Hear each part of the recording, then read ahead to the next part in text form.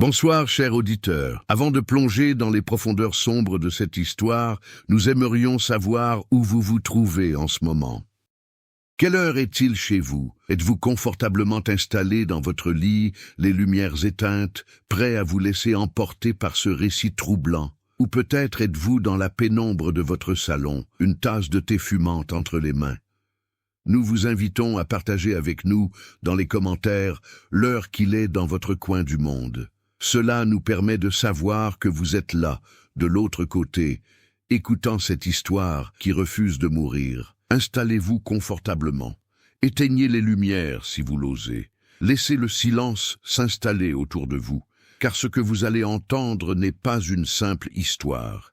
C'est un témoignage arraché aux ténèbres, une confession murmurée par les murs d'une maison maudite. Un secret qui a traversé les décennies pour arriver jusqu'à vos oreilles. L'histoire de Vivienne et Amélie Delacroix vous attend. Êtes-vous prêts à pénétrer dans la maison des deux sœurs? Alors, dites-nous, quelle heure est-il? Et n'oubliez pas de laisser un commentaire, un like et de vous abonner pour ne manquer aucune de nos histoires qui glacent le sang et touchent le cœur. Maintenant, laissez-nous commencer. Le brouillard s'accroche aux pierres de Montfaucon comme une malédiction vivante. Ce village oublié, niché au creux des montagnes brumeuses du Jura, semble figé dans un temps révolu, un temps où les secrets pouvaient encore être enterrés sous le poids du silence et de la honte. Les maisons aux toits d'ardoise se serrent les unes contre les autres, comme pour se protéger du froid glacial qui descend chaque soir des sommets. Mais il existe une demeure que personne ne cherche à approcher, une bâtisse qui se dresse seule sur la colline ouest, dominant le village, tel un rapace guettant sa proie, la maison des deux sœurs. Son nom seul suffit à faire baisser les yeux des plus braves. Les enfants du village apprennent dès leur plus jeune âge à ne jamais s'aventurer près de son portail de fer forgé, noir et tordu comme les branches d'un arbre mort. Les parents racontent des histoires pour effrayer leur progéniture désobéissante, des histoires de fantômes et de malédictions. Mais ce qu'ils ne disent jamais, ce qu'ils gardent enfoui au plus profond de leur conscience troublée, c'est que la véritable horreur de cette maison n'a rien de surnaturel. Elle est humaine. Terriblement, atrocement humaine. Les murs de pierre grise de la demeure portent les cicatrices du temps. La façade, autrefois majestueuse avec ses colonnes néoclassiques et ses fenêtres à meneaux, s'effrite maintenant comme une peau malade. Le lierre a envahi les murs, s'insinuant dans chaque fissure, chaque crevasse, comme pour étouffer les secrets que la maison refuse de laisser s'échapper. Les volets pendent de travers, battant au vent avec un grincement lugubre qui résonne dans la vallée les nuits de tempête. Et pourtant, malgré l'état de délabrement apparent, la maison semble vivante, consciente, attendant patiemment que quelqu'un franchisse son seuil pour lui offrir une nouvelle histoire à dévorer. L'année où le destin frappa à la porte de Vivienne et Amélie Delacroix. Ces deux femmes, héritières d'une fortune déclinante et d'un nom jadis respecté, vivaient recluses dans cette demeure depuis la mort de leurs parents. Leur père, Édouard Delacroix, industriel prospère, s'était pendu dans la bibliothèque en 1947, ruiné par de mauvais investissements et rongé par la honte. Leur mère, Mathilde, n'avait pas survécu longtemps au choc, emportée par une pneumonie 6 mois plus tard, même si les mauvaises langues prétendaient qu'elle s'était laissée mourir de chagrin. Vivienne, l'aînée, avait alors 28 ans. Grande, élancée, avec des cheveux noirs comme l'encre qui tombait en cascade sur ses épaules, elle possédait une beauté sculpturale qui aurait dû lui valoir des prétendants par dizaines. Ses yeux, d'un vert profond comme les eaux troubles d'un lac de montagne, semblaient scruter les âmes avec une intensité dérangeante. Elle avait étudié la littérature à Paris avant la guerre, fréquentant les salons intellectuels et côtoyant des artistes dont les mœurs scandalisaient la bonne société. Mais la mort de son père l'avait rappelé à Montfaucon, l'enchaînant à cette maison et aux responsabilités familiales. Amélie, sa cadette de 3 ans, était tout le contraire. Blonde aux boucles dorées, avec un visage de poupée de porcelaine et des yeux bleus innocents, elle incarnait la douceur et la fragilité. Mais cette apparence trompeuse cachait une âme tourmentée, une sensibilité à vif qui transformait chaque émotion en tempête intérieure. Elle peignait des aquarelles sombres représentant des paysages désolés et des figures féminines enlacées dans des poses qui auraient fait rougir les curés du village si quelqu'un les avait vues. Car Amélie gardait ses œuvres enfermées dans l'atelier du grenier, loin des regards indiscrets, consciente que ce qu'elle créait était l'expression d'un désir que le monde condamnait. Les villageois les observèrent de loin, ces deux sœurs étranges qui ne descendaient au village que pour acheter le strict nécessaire, toujours ensemble, toujours silencieuses. On les voyait marcher côte à côte dans les rues pavées, leurs silhouettes élégantes drapées dans des manteaux noirs, leurs mains parfois frôlant l'une l'autre avec une familiarité qui dépassait l'affection fraternelle ordinaire. Les commerçants les servaient avec un mélange de respect et de malaise, pressés de les voir partir. Les femmes du village chuchotaient sur leur passage, échangeant des regards entendus, des sourires en coin, chargés de sous-entendus que personne n'osait formuler clairement, car Montfaucon savait. Le village avait toujours su. Les murs ont des oreilles, et dans une petite communauté où tout le monde se connaît depuis des générations, les secrets ont une durée de vie limitée. La servante des Delacroix, vieille Berthe qui travaillait pour la famille depuis 40 ans, avait vu des choses. Elle avait surpris des regards trop intenses, des caresses trop tendres, des baisers échangés dans la pénombre du couloir du premier étage.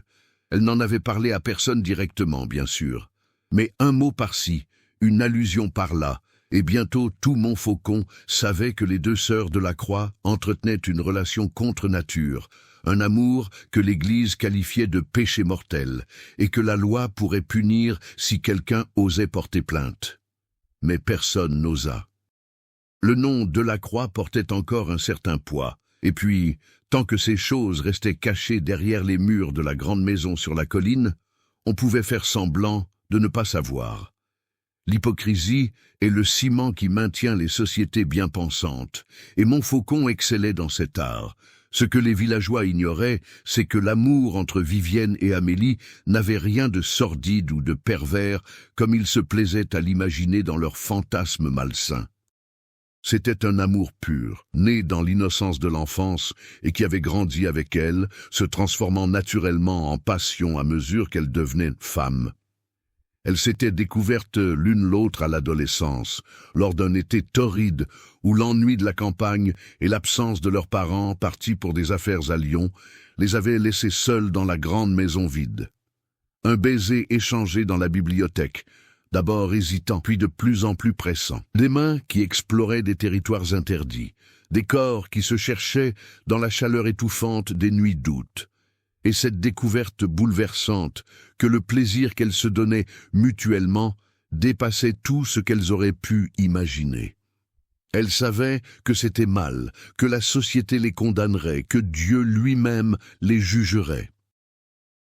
Mais dans ces moments d'abandon total, enlacées dans le grand lit à baldaquin de la chambre de Vivienne, rien d'autre n'existait que leur amour. Pendant des années, elles avaient vécu dans cette bulle protectrice, cachées du monde, se suffisant l'une à l'autre. Vivienne lisait à haute voix les poèmes de Baudelaire et Verlaine, tandis qu'Amélie peignait, son pinceau glissant sur la toile, avec la même douceur que les caresses qu'elles échangeaient. Elles se promenaient dans les bois entourant la propriété, main dans la main, loin des regards indiscrets. Elles dînaient en tête-à-tête à la lueur des chandelles, échangeant des regards chargés de promesses. Et la nuit, elles dormaient enlacées, le corps d'Amélie niché contre celui de Vivienne, leur respiration synchronisée comme deux cœurs battant à l'unisson. C'était un paradis fragile, menacé à chaque instant par le monde extérieur, mais un paradis tout de même. Jusqu'à l'automne 1953, quand la pluie commença à tomber sur Montfaucon et qu'un étranger frappa à la porte de la maison des deux sœurs. La tempête s'abattit sur le village avec une violence inhabituelle pour la saison.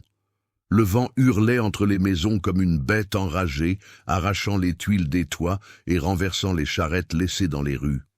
La pluie tombait en rideaux épais, transformant les chemins de terre en torrents de boue.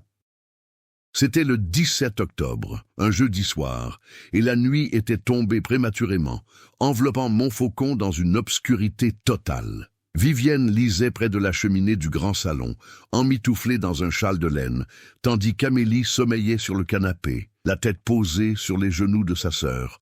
Le feu crépitait doucement, projetant des ombres dansantes sur les murs tapissés de soie fanée. C'était un moment de paix parfaite, un de ces instants précieux où le monde extérieur semblait ne plus exister. Puis quelqu'un frappa à la porte. 3 coups violents qui résonnèrent dans toute la maison, comme des coups de canon. Amélie sursauta, ses yeux bleus s'ouvrant brusquement, emplis d'une terreur instinctive. Vivienne fronça les sourcils, refermant son livre avec un claquement sec. Personne ne venait jamais à la maison, surtout pas par une nuit pareille. Les coups retentirent à nouveau, plus insistants. Vivienne se leva lentement, lissant sa robe noire, et se dirigea vers le hall d'entrée. Amélie la suivit, s'agrippant à son bras, son corps tremblant légèrement. Elles échangèrent un regard, une communication silencieuse forgée par des années d'intimité. Puis Vivienne ouvrit la lourde porte de chêne. Un homme se tenait sur le seuil, trempé jusqu'aux os, ses vêtements collant à son corps, comme une seconde peau. L'eau ruisselait de ses cheveux bruns en désordre, formant des flaques à ses pieds. Il était grand, les épaules larges sous sa veste détrempée, et même dans cet état lamentable, il dégageait une présence magnétique, presque troublante. « Pardon de vous déranger à une heure si tardive, » dit-il d'une voix rauque, légèrement essoufflée. « Ma voiture est tombée en panne à quelques kilomètres d'ici. J'ai marché sous cette pluie maudite pendant plus d'1 heure. Je cherche juste un abri pour la nuit, n'importe quoi, même votre grange ferait l'affaire. » Vivienne l'observa en silence, ses yeux verts scrutant chaque détail de ce visage inconnu. Il devait avoir une 30aine d'années, peut-être un peu plus. Des traits ciselés, une mâchoire carrée couverte d'une barbe de plusieurs jours, des yeux d'un brun intense qui soutenaient son regard sans ciller. Il y avait quelque chose de sauvage en lui, quelque chose qui évoquait les loups qu'on entendait hurler dans les montagnes les nuits de pleine lune. « Nous n'avons pas de grange, » répondit-elle finalement, sa voix froide et distante. « Et nous n'avons pas l'habitude de recevoir des étrangers. » L'homme hocha la tête, comme s'il s'attendait à cette réponse. Il fit mine de se retourner, puis s'arrêta, vacillant légèrement. Sa main se tendit vers le chambranle de la porte pour se stabiliser. « Je comprends, » murmura-t-il. « Pardonnez-moi encore. » Puis il toussa, une toux profonde qui secoua tout son corps, et Vivienne vit qu'il tremblait de froid, ses lèvres prenant une teinte bleuâtre. Ce fut Amélie qui parla, sa voix douce brisant le silence tendu. « Vivienne, on ne peut pas le laisser mourir de froid. Regarde-le, il va tomber malade. » Vivienne se tourna vers sa sœur, prête à protester, mais les yeux suppliants d'Amélie eurent une raison de ses réticences. Elle soupira, un long soupir chargé d'appréhension, comme si elle pressentait déjà que cette décision allait changer le cours de leur existence. « Très bien, » dit-elle brusquement. « Entrez, mais juste pour cette nuit. Demain matin, vous partirez. » L'homme franchit le seuil, apportant avec lui une odeur de pluie, de terre mouillée et quelque chose d'autre, une senteur masculine qui envahit immédiatement l'espace confiné du hall. Il s'inclina légèrement, un geste de gratitude qui semblait déplacé dans ce décor gothique. « Merci, merci infiniment. Je m'appelle Théodore Valmont, sculpteur de profession, voyageur par nécessité. » Vivienne ne répondit pas, se contentant de refermer la porte derrière lui. Le bruit sourd résonna comme un présage funeste, scellant un destin que personne dans cette maison n'aurait pu imaginer. Amélie conduisit Théodore à la cuisine, où elle lui prépara un thé brûlant, pendant qu'il se réchauffait près du poêle. Vivienne les observait depuis le seuil, les bras croisés, son visage fermé ne trahissant aucune émotion. Mais intérieurement, quelque chose s'agitait, une sensation étrange qu'elle ne parvenait pas à identifier. Du malaise, certainement, de la méfiance aussi, mais il y avait autre chose, quelque chose de plus troublant qu'elle refusait d'admettre. Théodore but son thé à petites gorgées, ses mains enroulées autour de la tasse fumante. Il regardait autour de lui, observant la cuisine spacieuse avec ses cuivres polis et ses carreaux de faïence anciens, les herbes séchées pendant des poutres, la grande table de bois massif qui avait dû voir passer des générations de Delacroix. « Belle maison », commenta-t-il. « Elle a du caractère. On sent l'histoire dans chaque pierre. »« L'histoire et les secrets, » répondit Vivienne d'un ton sec. Cette maison en a trop de chaque. Théodore la regarda avec curiosité, mais n'insista pas. Il finit son thé en silence, puis Amélie l'accompagna au second étage, dans la chambre d'amis qui n'avait pas servi depuis des années. La pièce sentait le renfermer, malgré les efforts de Berthe pour l'aérer régulièrement. Le lit à baldaquin trônait contre le mur, recouvert d'un édredon poussiéreux. Des portraits de famille ornaient les murs, des visages sévères qui semblaient juger quiconque osait pénétrer dans cet espace. « Je vous apporte des vêtements secs, » dit Amélie. « Ceux de notre père devraient vous aller. » Elle disparut un instant, puis revint avec une chemise et un pantalon qu'elle déposa sur le lit. Théodore la remercia d'un sourire, et c'est à ce moment qu'Amélie remarqua vraiment son visage. Il était beau, indéniablement beau, avec cette beauté brute et masculine qui évoquait les statues grecques de l'Antiquité. Ses yeux la regardaient avec une intensité qui la fit rougir malgré elle. « Vous êtes très gentille, » dit-il doucement. « Les deux. Votre sœur aussi, même si elle essaie de le cacher. » Amélie sourit timidement, puis s'empressa de sortir, troublée par les émotions confuses qui tourbillonnaient en elle. Elle rejoignit Vivienne dans leur chambre, celle qu'elle partageait depuis des années, celle où leur amour s'épanouissait loin des regards du monde. Vivienne était assise devant sa coiffeuse, brossant ses longs cheveux noirs avec des gestes mécaniques. Amélie s'approcha, posant ses mains sur les épaules de sa sœur, cherchant le réconfort de son contact. « Il partira demain, » dit Vivienne, comme pour se rassurer elle-même, « et tout redeviendra comme avant. » Mais elles savaient toutes les deux que c'était un mensonge. Quelque chose avait changé avec l'arrivée de Théodore Valmont. Une fissure s'était ouverte dans leur univers clos, et par cette brèche s'infiltrait un danger qu'aucune d'elles ne pouvait encore nommer. Cette nuit-là, elles s'endormirent dans les bras l'une de l'autre, comme toujours. Mais pour la première fois depuis des années, leurs rêves furent troublés par la présence d'un tiers, une ombre masculine qui rôdait aux frontières de leur paradis interdit. Le lendemain matin, la tempête s'était calmée, laissant place à un ciel gris plombé qui pesait sur Montfaucon comme un couvercle de cercueil. Théodore descendit pour le petit déjeuner, vêtu des habits d'Édouard de la Croix qui lui allaient étrangement bien, comme s'il avait toujours appartenu à cette maison. Il trouva les deux sœurs déjà installées dans la salle à manger, silencieuses devant leur tasse de café. « Bonjour », dit-il avec un sourire qui illumina momentanément la pièce sombre. « J'espère que ma présence ne vous a pas trop dérangé cette nuit. » Vivienne leva les yeux de son journal, son regard froid comme la glace. « Vous devriez partir maintenant.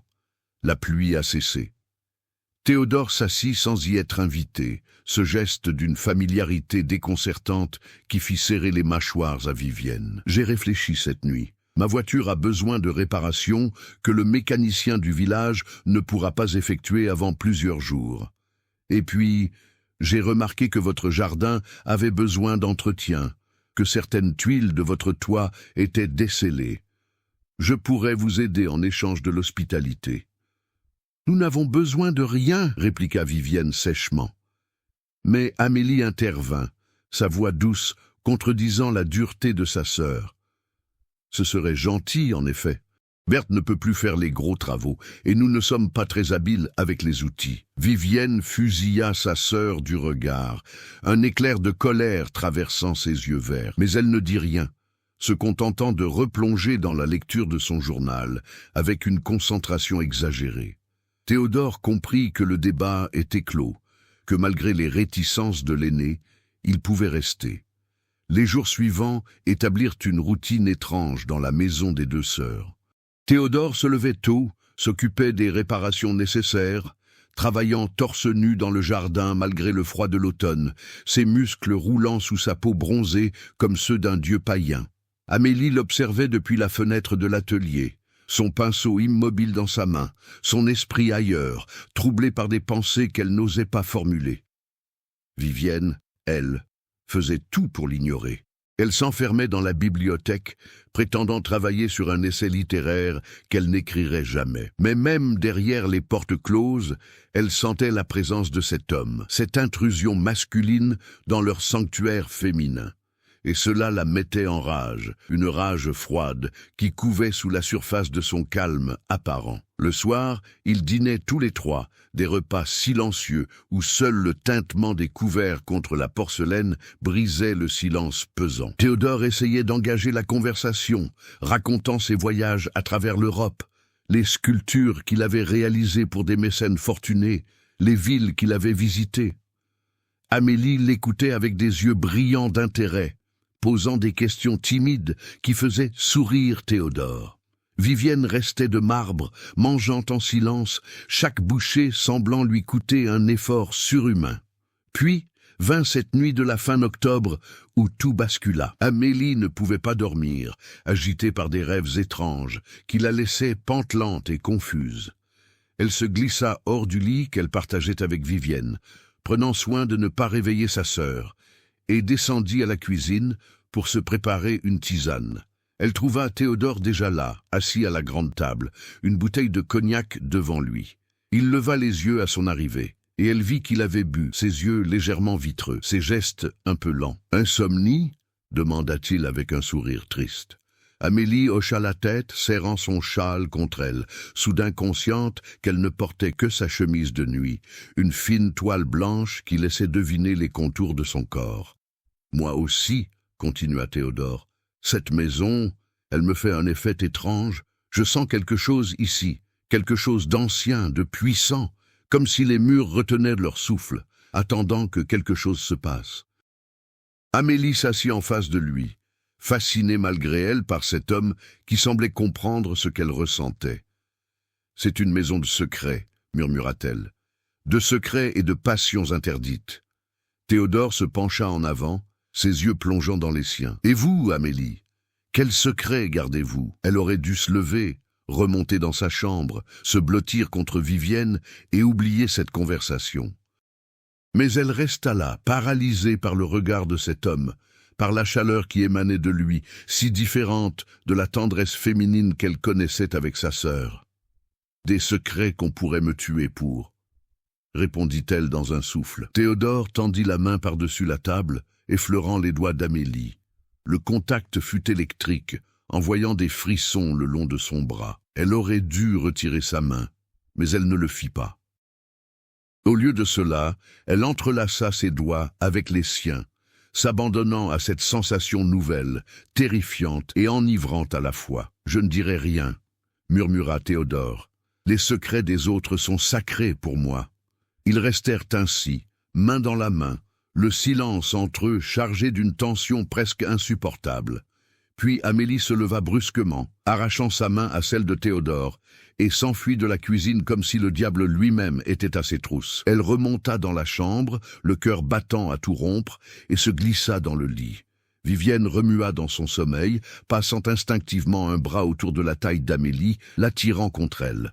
Normalement, ce contact l'aurait apaisée, mais cette nuit-là, Amélie ne trouva aucun réconfort dans l'étreinte de sa sœur, parce que dans son esprit dansaient des images interdites, le visage de Théodore, ses mains rugueuses, sa voix grave qui faisait vibrer quelque chose de profond en elle.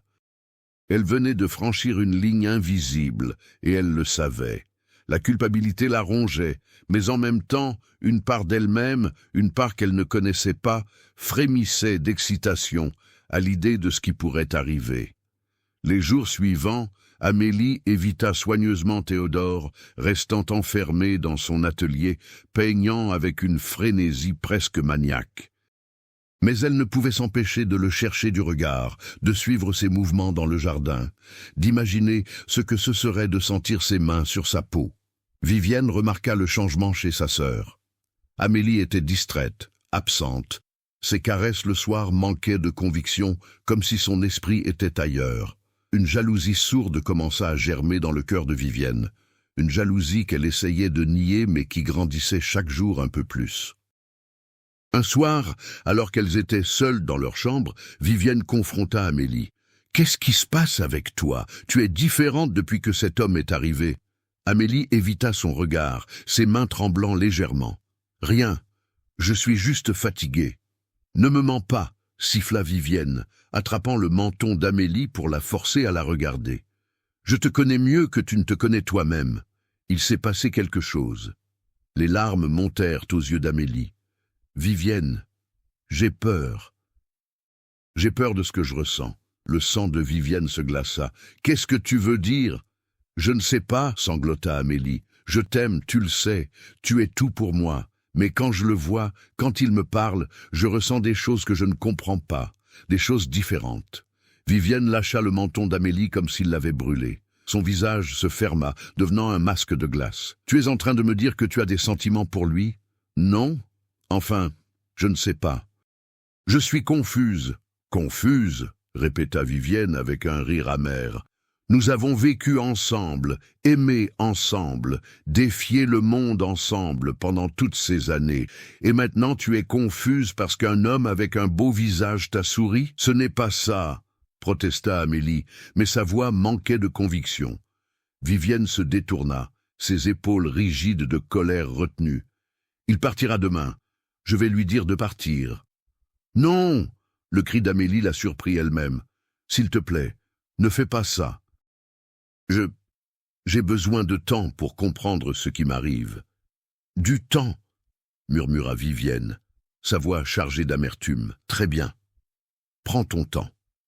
Mais sache que si tu choisis de me trahir, si tu choisis de détruire ce que nous avons construit, je ne te le pardonnerai jamais. » Cette nuit-là, pour la première fois depuis qu'elles partageaient le même lit, elles dormirent dos à dos, un espace froid et hostile s'étendant entre elles comme un abîme. Novembre arriva avec son cortège de brumes glaciales et de jours raccourcis. La tension dans la maison des deux sœurs était palpable, épaisse comme le brouillard qui enveloppait les montagnes. Théodore sentait que quelque chose n'allait pas, mais il ne comprenait pas quoi. Vivienne était encore plus distante qu'avant, lui adressant à peine la parole, son regard chargé d'une hostilité à peine voilée. Amélie oscillait entre des moments de familiarité presque affectueuse et des retraits brusques, comme si elle luttait contre elle-même. Ce fut Vivienne qui fit le premier pas vers la catastrophe. Un soir, où Amélie était montée se coucher tôt, prétextant une migraine, Vivienne invita Théodore à prendre un verre de cognac dans la bibliothèque. Il accepta, surpris mais flatté de cette attention soudaine. Ils s'assirent dans les fauteuils de cuir près de la cheminée, le feu projetant des ombres mouvantes sur les rayonnages de livres. Vivienne but son cognac d'un trait, puis se resservit immédiatement, un geste inhabituel pour elle qui était toujours si contrôlée. « Dites-moi, Théodore, » commença-t-elle, sa voix traînante, légèrement pâteuse, « pourquoi êtes-vous vraiment resté ici ? Votre voiture a été réparée il y a une semaine. » Théodore la regarda, déstabilisé par la question directe. « J'apprécie votre compagnie et celle de votre sœur. C'est rare de trouver des personnes aussi intéressantes dans un endroit aussi isolé. »« Intéressante » répéta Vivienne avec un rire sans joie. « C'est un mot diplomatique, vous voulez dire étrange, n'est-ce pas ? Deux femmes vivant seules, sans homme, sans vie sociale. Les gens du village doivent vous avoir raconté des histoires sur nous. » Théodore secoua la tête. « Je n'écoute pas les ragots, et je ne trouve rien d'étrange à ce que deux sœurs choisissent de vivre ensemble. » Vivienne se leva brusquement, son verre à la main, et s'approcha de la fenêtre. La nuit était noire dehors, sans lune ni étoile, comme si le ciel lui-même s'était refermé sur Montfaucon. « Vous êtes naïf ou menteur, peut-être les deux. » Elle se retourna vers lui, et dans la lumière vacillante du feu, Théodore vit quelque chose de sauvage dans ses yeux, quelque chose de désespéré. « Vous voulez savoir la vérité ? La vérité que tout le monde soupçonne, mais que personne n'ose nommer ? Vivienne, vous n'êtes pas obligée de... » « Amélie et moi ne sommes pas juste des sœurs, » l'interrompit-elle, sa voix montant d'un cran. « Nous sommes amantes. Depuis nos 15 ans, nous partageons le même lit, les mêmes rêves, les mêmes désirs. Nous nous aimons d'un amour que votre monde qualifie d'abomination. » Le silence qui suivit cette déclaration fut assourdissant.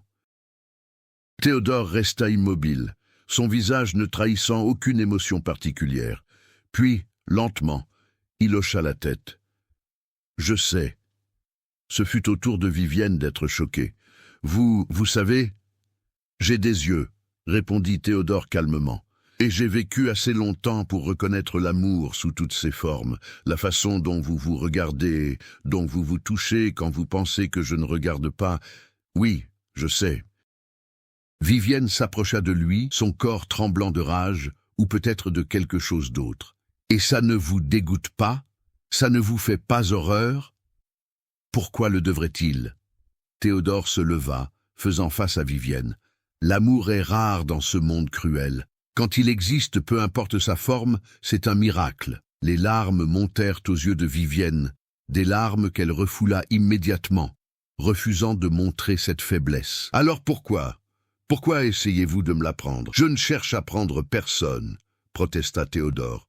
Je ne comprends même pas de quoi vous parlez. Amélie, cracha Vivienne, le nom sortant de sa bouche comme un poison. Elle change à cause de vous. Elle me regarde différemment. Elle pense à vous quand elle devrait penser à moi. Théodore passa une main dans ses cheveux, soudain conscient du piège dans lequel il était tombé. Écoutez, si ma présence cause des problèmes entre vous, je partirai demain. Je ne veux blesser personne. Trop tard, murmura Vivienne. Le mal est fait. Vous êtes entré dans cette maison et vous avez tout contaminé avec votre masculinité, votre normalité. Vous représentez tout ce qu'Amélie aurait pu avoir si elle n'était pas, si nous n'étions pas. Elle ne termina pas sa phrase, se laissant tomber dans le fauteuil, soudain vidé de toute son énergie. Théodore s'agenouilla devant elle, prenant doucement ses mains dans les siennes. « Vivienne, regardez-moi, ce que vous partagez avec Amélie est profond, ancien. Je suis juste un passant, un courant d'air. Je partirai et vous resterez, toutes les deux, comme vous l'avez toujours été. » Mais Vivienne secoua la tête, ses larmes coulant maintenant librement. « Non, quelque chose s'est brisé, je le sens, et même si vous partez, cette fissure restera. » Vous avez montré à Amélie qu'il existe un autre monde possible, une autre façon d'aimer, et elle ne pourra jamais l'oublier. Ce qu'aucun d'eux ne savait, c'est qu'Amélie se tenait dans le couloir, de l'autre côté de la porte entr'ouverte, écoutant chaque mot. Son cœur se déchirait en 1000 morceaux, tiraillé entre son amour pour Vivienne et cette attirance nouvelle, troublante, pour Théodore. Elle avait envie de crier, de pleurer, de fuir cette maison et tout ce qu'elle représentait. Mais elle resta là, paralysée, témoin silencieuse de la destruction de son propre bonheur. Les jours qui suivirent furent un supplice pour les 3 habitants de la maison. Vivienne s'enferma dans un silence glacial, refusant de parler à qui que ce soit. Amélie errait comme un fantôme entre les pièces, ses yeux rouges de larmes constamment versés. Théodore préparait son départ, rangeant ses affaires, conscient qu'il devait quitter cet endroit avant que les dégâts ne deviennent irréparables. Mais le destin, ou peut-être simplement la nature humaine, avec sa faiblesse et ses contradictions, en décida autrement. La nuit du 18 novembre, alors qu'une tempête de neige précoce s'abattait sur Montfaucon, Vivienne fit quelque chose d'impensable. Quelque chose qui allait précipiter la tragédie finale. Elle se rendit dans la chambre de Théodore, en pleine nuit, vêtue seulement de sa chemise de nuit blanche. Il était réveillé, assis près de la fenêtre, regardant la neige tomber en tourbillons hypnotiques. Il se retourna à son entrée, surpris, et vit immédiatement l'état dans lequel elle se trouvait. Ses cheveux défaits tombaient en cascades sauvages sur ses épaules. Ses yeux brillaient d'une intensité fébrile. Elle avait bu, beaucoup, l'odeur du cognac flottant autour d'elle comme un nuage toxique. « Vivienne, vous devriez retourner vous coucher, » dit-il doucement. Mais elle s'avança vers lui, chancelante, et avant qu'il ne puisse réagir, elle posa ses lèvres sur les siennes. Le baiser fut violent, désespéré, chargé d'une rage qui ressemblait presque à de la haine. Théodore la repoussa doucement, mais fermement. « Non, vous ne voulez pas vraiment ça. Vous êtes ivre, et vous souffrez. Je veux comprendre, hoqueta Vivienne. Je veux comprendre ce qu'elle ressent avec vous.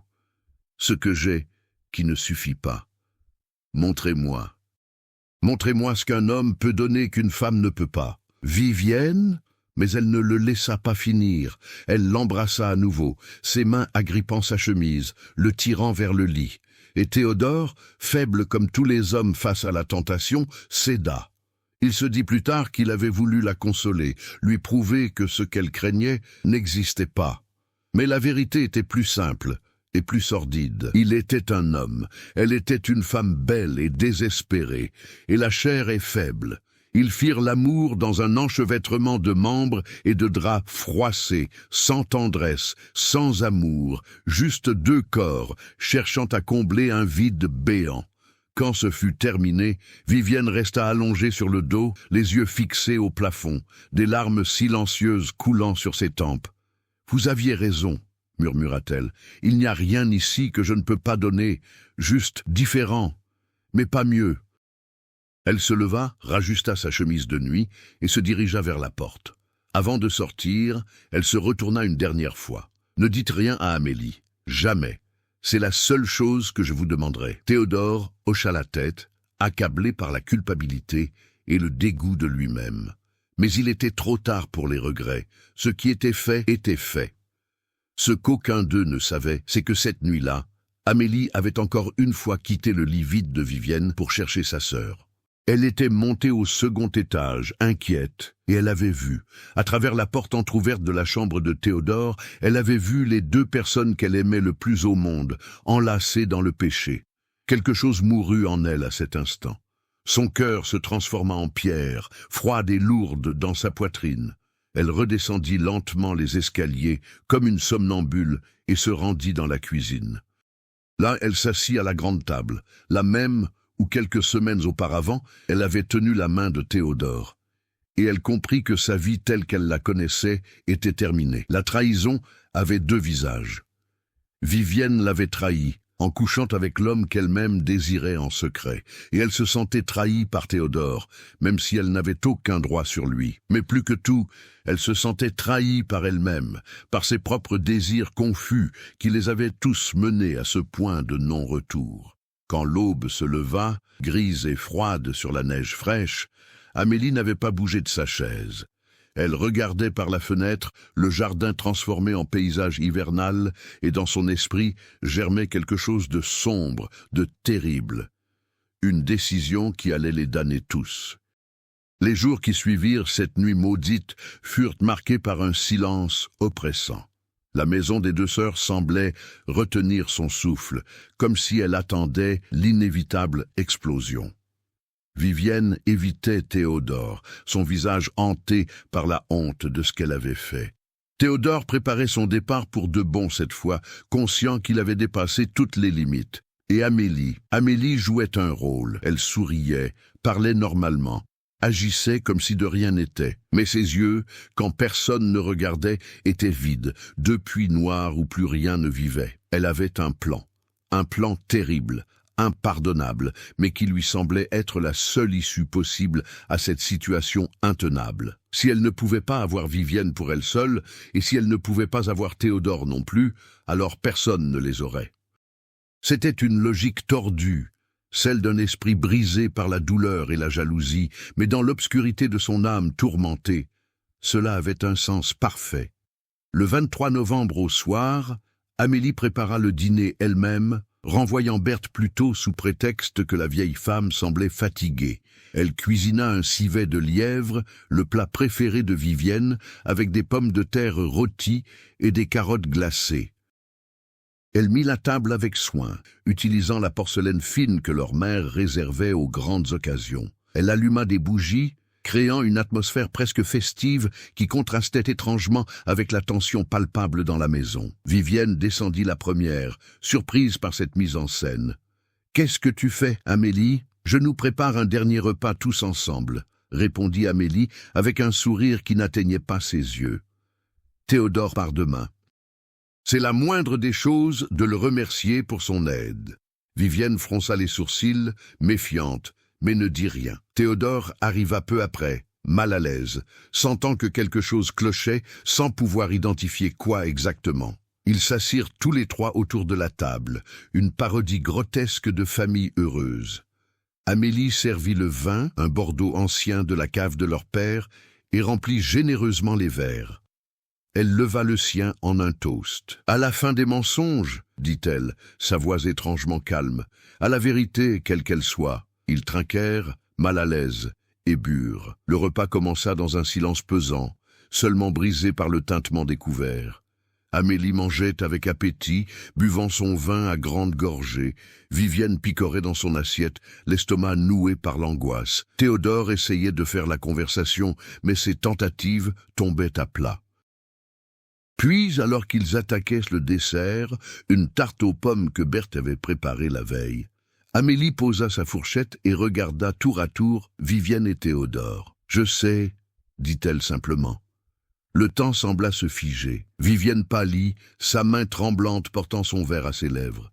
Théodore se raidit sur sa chaise, son visage perdant toute couleur. « Tu sais quoi ?» demanda Vivienne d'une voix blanche. « Tout !» répondit Amélie. « Ce qui s'est passé il y a 5 nuits. Dans sa chambre. Je vous ai vu. » Vivienne laissa échapper un sanglot étranglé.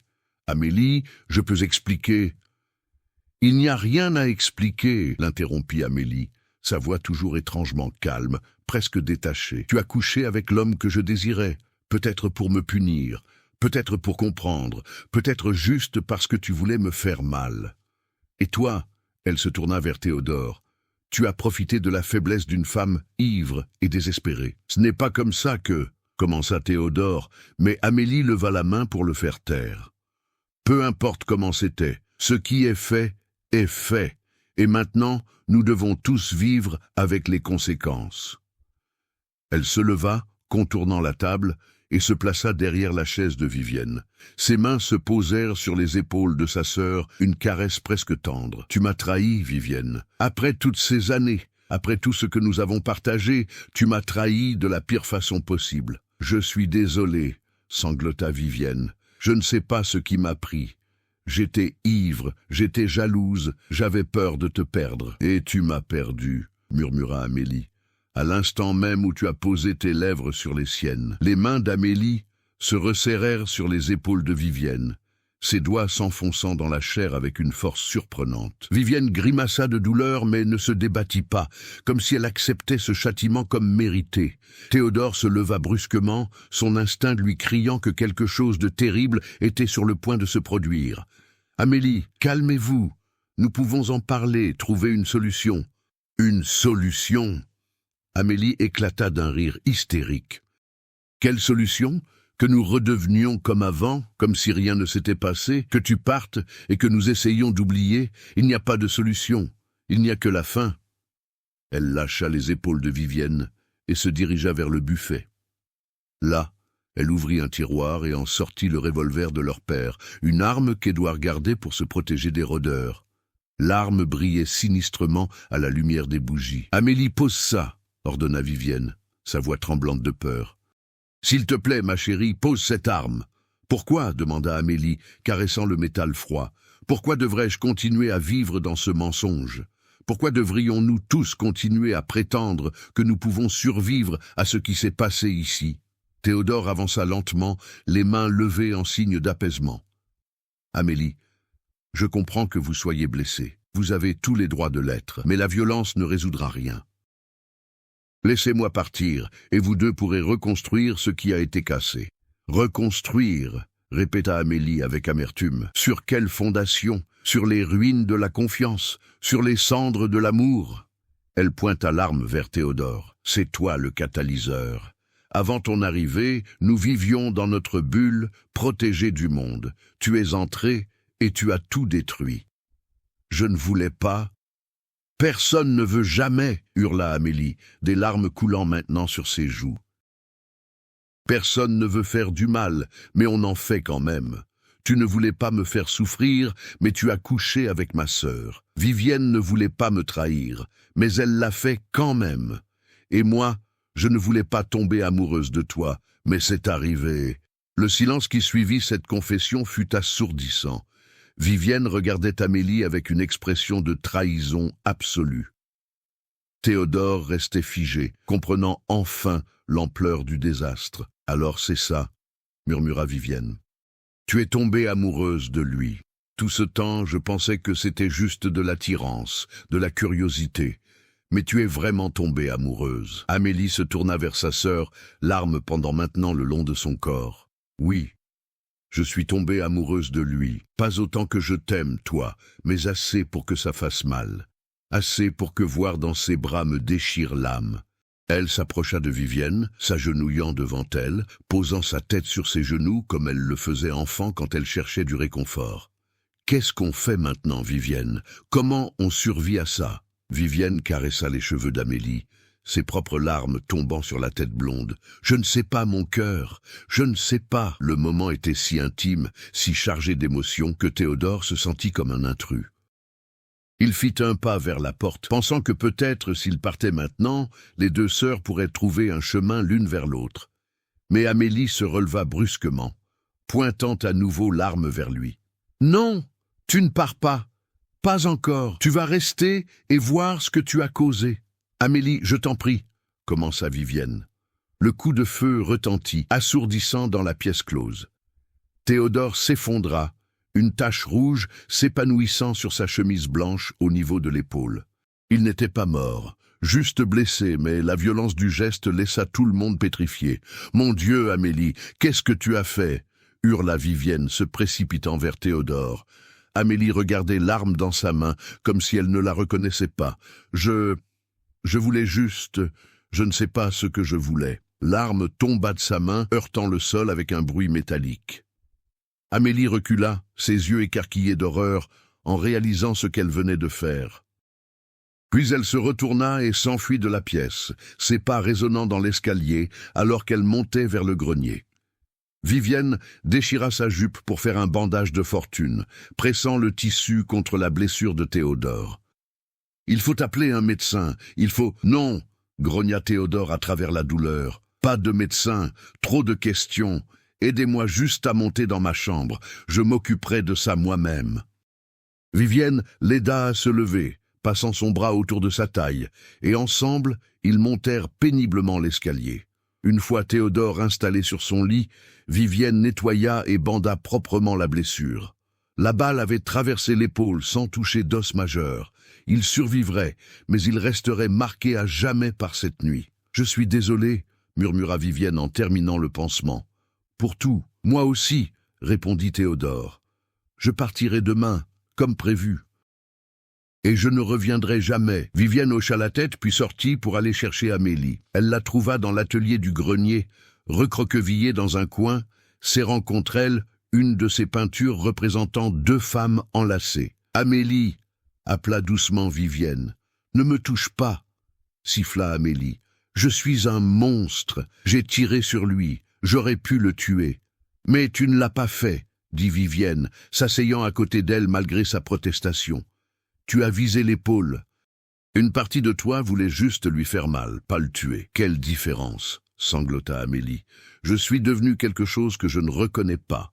Quelque chose de laid et de dangereux. » Vivienne la prit dans ses bras, ignorant la résistance initiale, et la berça comme on berce un enfant. « Nous sommes toutes les deux devenues des choses que nous ne reconnaissons pas. Cet homme, il a révélé nos pires parts, nos jalousies, nos faiblesses, nos désirs secrets.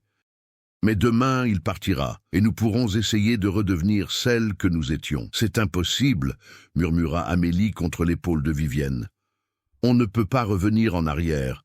Ce qui est cassé reste cassé. » Elles restèrent ainsi, enlacées dans la pénombre du grenier, entourées par les peintures d'Amélie représentant un bonheur qui n'existait plus, et dans le silence, elles pleurèrent ensemble la mort de leur innocence, la fin de leur paradis interdit. L'aube du 24 novembre se leva pâle et froide sur Montfaucon. Théodore Valmont quitta la maison des deux sœurs, avant que le soleil ne soit complètement levé, portant son bras en écharpe, sa valise dans l'autre main.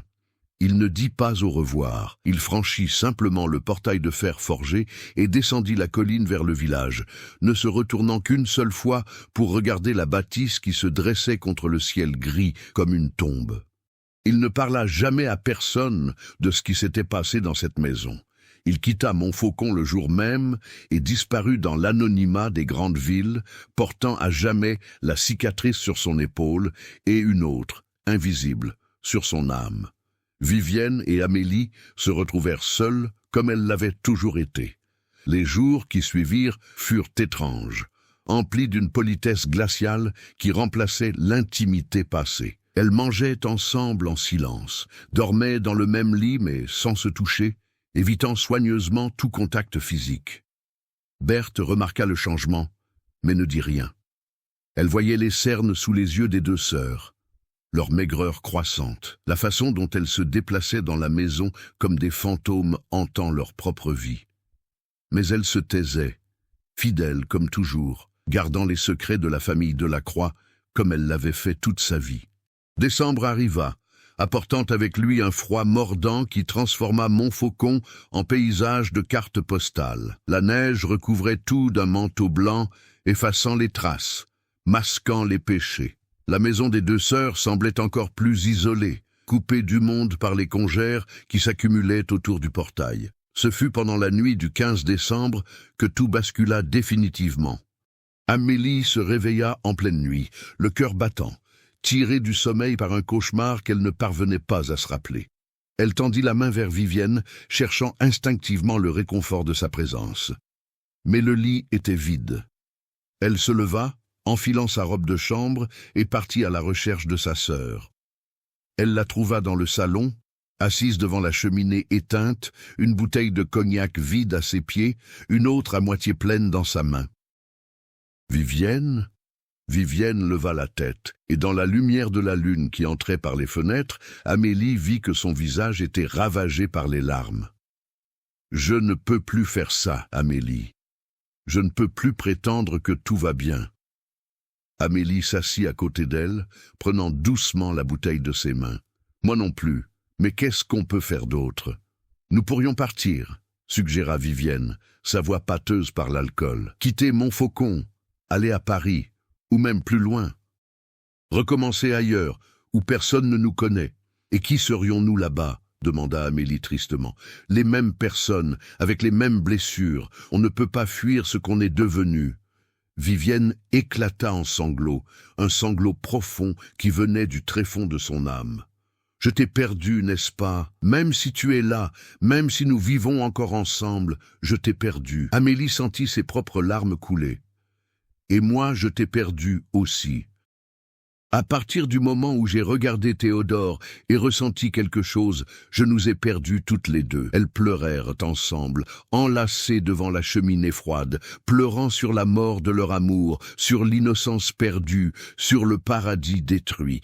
Et quelque part dans les profondeurs de leur désespoir, une décision se forma, silencieuse et terrible. Si elles ne pouvaient pas vivre avec ce qu'elles étaient devenues, alors peut-être qu'elles ne devaient plus vivre du tout. La pensée germa d'abord dans l'esprit de Vivienne, puis elle vit la même idée se refléter dans les yeux d'Amélie. Elles n'eurent pas besoin de parler. Après tant d'années d'intimité parfaite, elles communiquaient sans mots, leurs âmes toujours connectées malgré tout. Vivienne se leva, titubant légèrement, et tendit la main vers Amélie. « Viens. Montons dans notre chambre. Une dernière fois, soyons ce que nous étions censés être. » Amélie prit sa main, et ensemble, elles montèrent l'escalier. Dans leur chambre, elles firent l'amour une dernière fois, avec une tendresse désespérée, essayant de retrouver ce qu'elles avaient perdu. Leur corps se connaissait par cœur, chaque courbe, chaque creux, chaque endroit qui faisait frissonner. Et pendant quelques heures précieuses, elles réussirent à oublier la douleur, la trahison, la perte. Quand l'amour fut consommé, elles restèrent allongées côte à côte, main dans la main, regardant le plafond où dansaient les ombres de la lune. « Je t'aime !» murmura Amélie. « Je t'ai toujours aimé, plus que tout au monde. »« Je sais, » répondit Vivienne, « et je t'aime aussi. C'est pour ça que je ne peux pas continuer à vivre en te voyant me regarder avec ses yeux blessés. C'est pour ça que nous devons finir ensemble comme nous avons vécu. » Amélie hocha la tête, acceptant ce qui devait arriver. Elles se levèrent, s'habillèrent de leurs plus belles robes, comme si elles se préparaient pour une cérémonie. Vivienne brossa les cheveux d'Amélie avec des gestes tendres, tressant les boucles blondes en une couronne élaborée. Amélie aida Vivienne à lasser son corset, ses doigts tremblants sur les rubans de soie. Puis, elles descendirent ensemble au salon. Vivienne alluma un feu dans la cheminée, les flammes prenant vie avec une voracité qui semblait presque consciente, comme si elle savait ce qui allait venir. Amélie versa 2 verres de cognac, les derniers de la bouteille, et elles trinquèrent une dernière fois. « À nous », dit Vivienne, sa voix étrangement calme, « à ce que nous avons été, à ce que nous aurions pu être. À l'amour qui ne devait jamais exister, » ajouta Amélie, mais qui fut plus réel que tout le reste. Elles burent, puis Vivienne sortit de sa poche un flacon de laudanum qu'elle avait pris dans l'armoire à pharmacie. C'était un médicament que leur mère utilisait pour ses migraines, un opiacé puissant qui, en grande quantité, apportait un sommeil dont on ne se réveillait pas. Elles versèrent le contenu du flacon dans leur verre restant, mélangé au cognac, pour masquer le goût amer. Puis elles retournèrent dans leur chambre, portant avec elles les 2 verres empoisonnés. Elles s'allongèrent sur le lit, côte à côte, comme elles l'avaient fait tant de nuits, et burent simultanément. Le goût était affreux, mais elles vidèrent leurs verres jusqu'à la dernière goutte. Puis elles posèrent les verres sur la table de nuit et s'enlacèrent une dernière fois. « J'ai peur », murmura Amélie, sentant déjà la drogue commencer à faire effet, une torpeur douce s'emparant de ses membres. « Ne crains rien », répondit Vivienne embrassant son front. « Nous serons ensemble, toujours ensemble. Là où nous allons, personne ne pourra nous juger. Personne ne pourra nous séparer. » Les paupières d'Amélie devenaient lourdes. Sa respiration se ralentissait. « Tu crois qu'il y a quelque chose après? Tu crois que nous pourrons nous retrouver ?»« Je ne sais pas, » admit Vivienne, sentant elle aussi le sommeil l'envahir. « Mais si l'enfer existe, nous brûlerons ensemble. Et si le paradis nous rejette, nous errerons ensemble dans les limbes. Peu importe où, tant que nous sommes ensemble. » « Ensemble », répéta Amélie, sa voix n'étant plus qu'un murmure. « Toujours. » Leurs respirations se synchronisèrent, devenant de plus en plus lentes, de plus en plus superficielles. Dehors, la tempête de neige qui menaçait depuis des jours éclata enfin, le vent hurlant autour de la maison comme une meute de loups affamés. Vivienne eut une dernière pensée avant que l'obscurité ne l'engloutisse. Elle pensa à Théodore, se demandant s'il penserait jamais à elle, s'il porterait le poids de leur mort sur sa conscience. Puis même cette pensée s'évanouit, et il ne resta plus que le noir, profond et accueillant. Mais ce que Vivienne ne savait pas, ce qu'elle n'aurait jamais pu prévoir, c'est que le feu qu'elle avait allumé dans la cheminée allait changer le cours de cette nuit tragique. Une bûche roula hors de l'âtre, atterrissant sur le tapis persan. Les flammes léchèrent la laine ancienne, puis se propagèrent au rideau de velours le plus proche. Le feu se répandit rapidement, alimenté par les boiseries centenaires, les tapisseries, les meubles en bois précieux. Il grimpa les escaliers comme une créature vivante, dévorant tout sur son passage. Quand il atteignit la chambre où gisaient les 2 sœurs, elles étaient déjà mortes, empoisonnées par le laudanum, inconscientes du brasier qui allait consumer leur corps. Les flammes enveloppèrent le lit, transformant les draps de soie en torches, léchant les chairs mortes des 2 femmes. Leurs cheveux s'embrasèrent, leurs robes magnifiques se consumèrent, leur peau se boursoufla et noircit. Mais dans la mort, elles restèrent enlacées, leurs bras serrés l'un autour de l'autre, refusant de se séparer même face à la destruction totale. Berthe, qui dormait dans sa petite chambre au-dessus des écuries, fut réveillée par l'odeur de la fumée. Elle sortit en courant, horrifiée de voir la maison principale complètement en flammes. Elle courut au village, réveillant les hommes, criant à l'aide, mais il était déjà trop tard. Quand les villageois arrivèrent avec leurs seaux et leurs pompes à eau rudimentaires, le toit de la maison des 2 sœurs s'était déjà effondré. Les flammes jaillissaient des fenêtres comme des langues de dragon, illuminant la nuit d'une lueur orange infernale. Ils formèrent une chaîne, passant des seaux d'eau du puits jusqu'au brasier, mais c'était comme essayer d'éteindre le soleil avec des larmes. Le feu brûla toute la nuit et une partie du lendemain. Quand les flammes s'éteignirent enfin faute de combustible, il ne restait de la majestueuse demeure qu'un squelette noirci, des murs éventrés d'où s'échappaient encore des volutes de fumée grise. Les pompiers du village voisin, arrivés trop tard pour sauver quoi que ce soit, fouillèrent les décombres. Ils trouvèrent 2 corps dans ce qui avait été la chambre principale. Les cadavres étaient carbonisés au point d'être méconnaissables, fondus l'un contre l'autre par la chaleur intense, leurs os soudés ensemble dans une étreinte éternelle. Le médecin qui examina les restes ne put déterminer avec certitude la cause de la mort. Le feu avait tout détruit, effaçant les preuves du laudanum dans leur système. Il conclut que les 2 sœurs avaient été piégées par l'incendie dans leur sommeil, incapables de s'échapper. Un accident tragique, décréta-t-il. Personne ne remit en question ce verdict.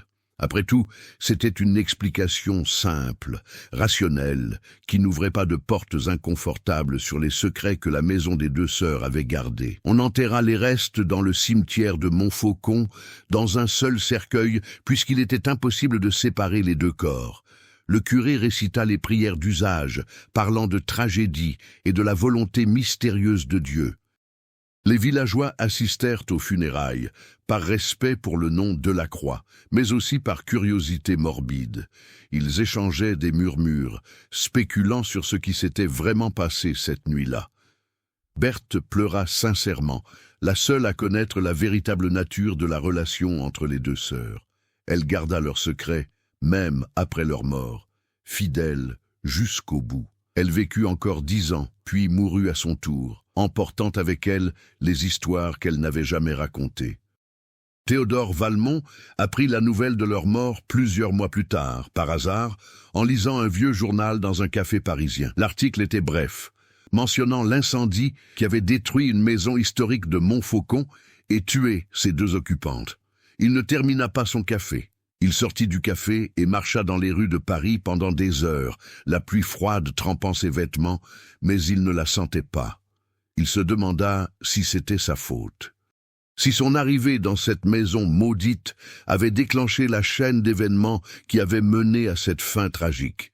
Il porta ce poids pour le reste de sa vie, et quand il sculpta, ses œuvres prirent une teinte plus sombre, plus tourmentée.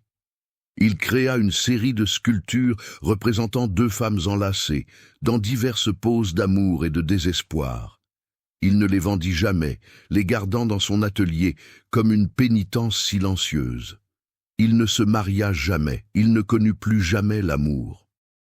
Comment aurait-il pu, hanté comme il l'était par les fantômes de Vivienne et Amélie Delacroix? Les ruines de la maison des 2 sœurs restèrent debout pendant des années, squelettes noirs contre le ciel gris de Montfaucon. Personne n'osa les démolir, par superstition peut-être, ou par respect pour les mortes. Les murs noircis devinrent un monument involontaire à l'amour et à la tragédie, un avertissement silencieux sur les dangers de la passion. Les enfants du village apprirent à éviter les ruines. Ils racontaient que la nuit, on pouvait voir 2 silhouettes blanches se promenant dans ce qui avait été le jardin, main dans la main, éternellement ensemble. Les chasseurs qui passaient près des ruines, au crépuscule, juraient avoir entendu des rires féminins portés par le vent, suivis de sanglots déchirants. Avec le temps, la nature reprit ses droits. Le lierre envahit les murs calcinés, les ronces poussèrent dans ce qui avait été le salon, les arbres du verger redevinrent sauvages. Mais la maison ne fut jamais vraiment oubliée. Son histoire se transforma en légende, puis en mythe, transmis de génération en génération. On raconta que les 2 sœurs Delacroix avaient été amantes, maudites par Dieu pour leur amour contre nature. On dit qu'un étranger était venu et avait tout détruit. Certaines versions prétendaient qu'elles s'étaient entretuées dans une rage jalouse. D'autres affirmaient qu'elles s'étaient immolées volontairement, préférant mourir ensemble plutôt que vivre séparées. La vérité, comme toujours, était à la fois plus simple et plus complexe que la légende. Vivienne et Amélie Delacroix avaient été 2 femmes prises au piège de leur époque, condamnées à cacher un amour que le monde refusait de comprendre. Elles avaient trouvé dans l'isolement une forme de paradis fragile et menacé, et quand ce paradis avait été irrémédiablement souillé, elles avaient choisi de partir ensemble, refusant un monde qui ne voulait pas d'elles. Était-ce un acte de courage ou de lâcheté, d'amour ou de désespoir? Peut-être les 2. Peut-être que dans les extrêmes de la passion humaine, ces distinctions n'ont plus de sens. Des décennies passèrent. Montfaucon changea lentement, comme tous les villages. Les vieilles traditions s'érodèrent, les mentalités évoluèrent. Dans les années 60, quand la révolution sexuelle balaya l'Europe, certains jeunes du village redécouvrirent l'histoire des deux sœurs. Ils en firent un symbole de résistance, un exemple tragique de ce qui arrivait quand la société opprimait l'amour. Des historiens vinrent étudier les ruines, fouillant dans les archives locales, essayant de séparer les faits de la fiction. Ils découvrirent des lettres, des journaux intimes qui avaient survécu dans une dépendance épargnée par le feu. Ces documents confirmaient ce que les rumeurs avaient toujours suggéré. Vivienne et Amélie avaient été bien plus que des sœurs. Les lettres d'Amélie étaient particulièrement révélatrices, remplies d'expressions d'amour passionnées qui ne laissaient aucun doute sur la nature de leur relation. Certaines étaient adressées à Vivienne, d'autres semblaient être des confessions personnelles, des tentatives de comprendre et d'accepter ce qu'elle ressentait. Une lettre en particulier, datée du 10 novembre 1953, une semaine avant la tragédie finale, était particulièrement déchirante. « Ma chère Vivienne, mon amour, ma vie, je sens que quelque chose en nous est en train de mourir. L'arrivée de cet homme a ouvert une fissure dans notre monde parfait. Et par cette fissure s'engouffre tout ce que nous avons essayé de tenir à distance. Je te regarde et je vois encore la femme que j'aime plus que tout. Mais je vois aussi la peur dans tes yeux, la jalousie, la douleur. Et je sais que tu vois la même chose dans les miens. Comment sommes-nous arrivés là? Comment notre amour, si pur et si fort, a-t-il pu se transformer en ce poison qui nous consume? Je ne sais pas si nous survivrons à cela. Je ne sais même pas si nous le devrions. Peut-être que certains amours sont trop intenses pour ce monde. Peut-être que nous étions destinés à brûler vite et brillamment, puis à disparaître. Si c'est le cas, alors que ce soit ensemble. Toujours ensemble. Je ne peux imaginer un monde où tu existes et où je ne peux pas t'aimer. Les historiens publièrent leurs découvertes et l'histoire des deux sœurs devint un sujet d'étude académique. Des thèses furent écrites, des documentaires furent réalisés. Vivienne et Amélie Delacroix devinrent des icônes posthumes du mouvement LGBTQ+, des martyrs de l'intolérance et de l'homophobie. Mais au-delà de la politique et des symboles, leur histoire restait ce qu'elle avait toujours été, une tragédie d'amour humain, avec toute sa beauté et sa laideur, sa passion et sa destruction. Aujourd'hui, plus de 70 ans après cette nuit fatale de décembre 1953, les ruines de la maison des deux sœurs tiennent toujours debout, protégées maintenant comme monument historique. Des visiteurs viennent du monde entier pour voir l'endroit où Vivienne et Amélie ont vécu leur amour interdit et trouvé leur fin tragique. Ils se promènent parmi les murs noircis, imaginant la vie qui s'y déroulait autrefois. Ils laissent des fleurs sur le seuil, des notes d'amour, des témoignages de solidarité. Le lieu est devenu un sanctuaire pour ceux qui aiment contre les conventions, pour ceux qui comprennent ce que signifie vivre une vérité que le monde refuse d'accepter. Et parfois, lors des nuits d'hiver, quand le vent souffle à travers les ruines et que la neige recouvre les pierres calcinées, ceux qui écoutent attentivement peuvent entendre quelque chose. Un murmure, un rire. Le bruissement de robes de soie, le son de deux voix féminines, enlacées dans l'éternité, refusant d'être séparées, même par la mort, car certains amours sont si profonds, si absolus, qu'ils transcendent la vie elle-même. Vivienne et Amélie Delacroix ont découvert un tel amour, et bien que leur histoire se soit terminée dans le feu et les cendres, bien que leur corps ait été consumé et leur vie brutalement interrompue, quelque chose d'eux persiste, dans les murs de la maison. Dans les histoires racontées à voix basse, dans les cœurs de ceux qui osent aimer sans se soucier du jugement du monde. L'esprit des deux sœurs vit encore, témoignage éternel que l'amour, sous toutes ses formes, mérite d'exister, d'être célébré, d'être honoré. Et peut-être, dans un monde meilleur que celui qu'elles ont connu, quelque part au-delà de notre compréhension, Vivienne et Amélie se promènent toujours main dans la main, libérées enfin des chaînes de la condamnation sociale, vivant l'amour qu'on leur avait refusé de vivre pleinement dans la vie. La maison des deux sœurs se dresse toujours sur sa colline, gardienne silencieuse d'une histoire qui refuse de mourir. Elle attend, patiente, sachant que tant que quelqu'un se souviendra, tant que quelqu'un racontera l'histoire de Vivienne et Amélie, leur amour ne sera jamais vraiment éteint. Car l'amour véritable ne meurt jamais. Il se transforme, persiste, trouve de nouvelles façons d'exister. Et l'histoire des deux sœurs, aussi tragique soit-elle, est finalement une histoire d'amour. Un amour qui défie la mort, le temps et les conventions. Un amour qui ne devait jamais exister, mais qui, ayant existé, ne peut jamais être effacé. Telle est l'histoire interdite de la maison des deux sœurs. Une histoire de passion et de trahison, d'amour et de mort, de deux âmes si profondément liées qu'elles préférèrent périr ensemble plutôt que vivre séparées. Et dans les nuits sombres de Montfaucon, quand la lune se cache derrière les nuages et que le silence pèse lourd sur le village endormi, on peut encore sentir leur présence.